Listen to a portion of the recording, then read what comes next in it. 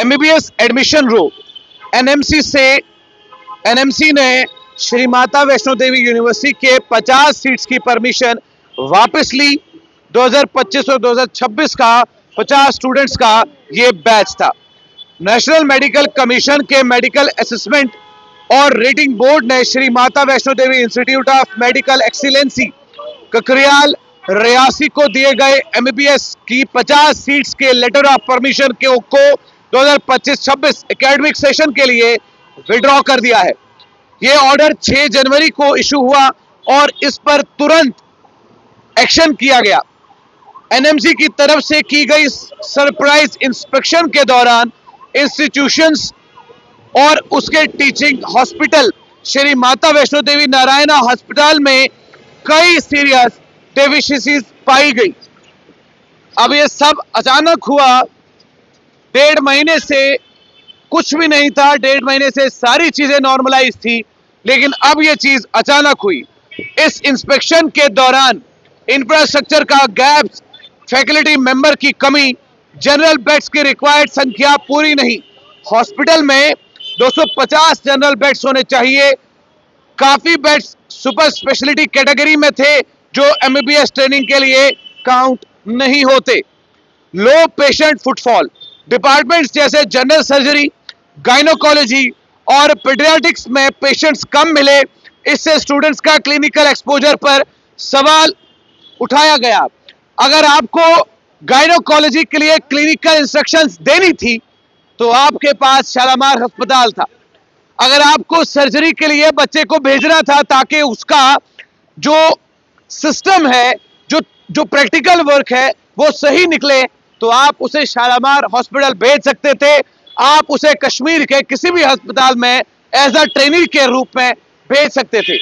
लेकिन कुछ गलतियां जो हैं वो इसी श्री माता वैष्णो देवी यूनिवर्सिटी से ही सामने नजर आ रही है। इस वार्ड डिजाइन और बेड्स स्पेसिंग गाइडलाइंस के खिलाफ थी। ज्यादा प्राइवेट रूम्स जो नॉर्म्स के मुताबिक नहीं थे, टेम्परेरी हॉस्टल अरेंजमेंट्स और बेसिक फैसिलिटीज से जुड़ी दिक्कतें सामने आई। ये इंस्पेक्शन जब हुई, उस इंस्पेक्शन के बाद के नेगेटिविटीज जो हैं वो मैं आपके साथ बता रहा हूं।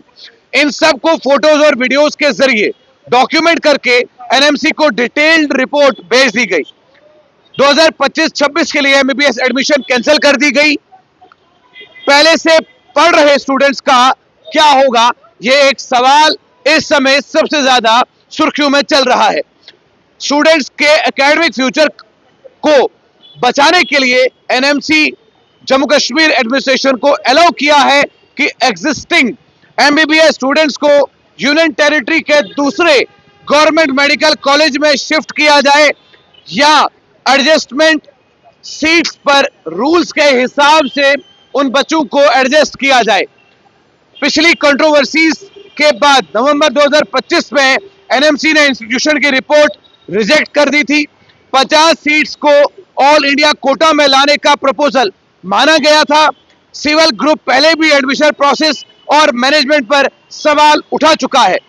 इस पर लोकल रिएक्शंस जब आए तो लोकल रिएक्शंस भी बड़े हैरान कर देने वाले थे।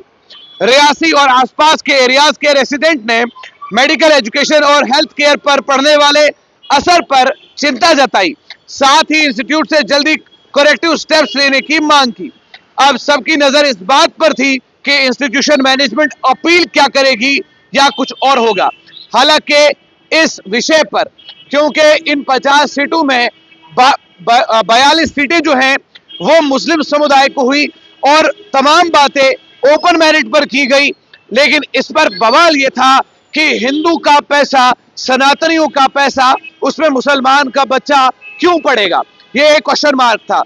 हालांकि जम्मू कश्मीर के अंदर बाबा गुलाम शाह बादशाह यूनिवर्सिटी में पढ़ने वाले बच्चे का धर्म नहीं पूछा जाता है, लेकिन यहाँ पर अगर पूछा गया है तो हो सकता है कि यह विषय इनके लिए गंभीर हो। लेकिन अब जम्मू कश्मीर के अंदर श्री माता वैष्णो देवी यूनिवर्सिटी में जो मेरिट के बेसिस पर एडमिशंस की गई थी, उन एडमिशंस को रद्द कर दिया गया है और इन 50 बच्चों को किसी और कॉलेज में एडजस्ट करने की बात की गई है। अब इन 50 बच्चों में जो सनातनियों का पैसा लगा था, उन सनातनियों उनके 7 बच्चे भी थे। वो 7 बच्चे भी इस यूनिवर्सिटी में पढ़ नहीं पाएंगे। ये कहीं ना कहीं ठीक भी है और कहीं ना कहीं गलत भी। अब मेरा सवाल ये है कि यहाँ पर जीता कौन और हारा कौन? ये हिंदू और मुस्लिम के बीच में ये मासूम से 50 बच्चे ना इधर के रहे ना उधर के रहे, और एंड मोमेंट पर कॉलेज भी बंद हो गया और बच्चों की 25 और 26 की जो एंटिटीज थी और 2025 का और 2026 का बैच जो था, अब कहीं और उन्हें एडजस्ट करना पड़ेगा।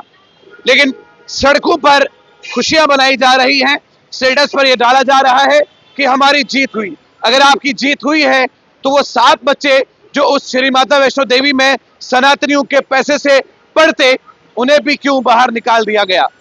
ये जरूर आप मुझे कमेंट सेक्शन में बताइएगा।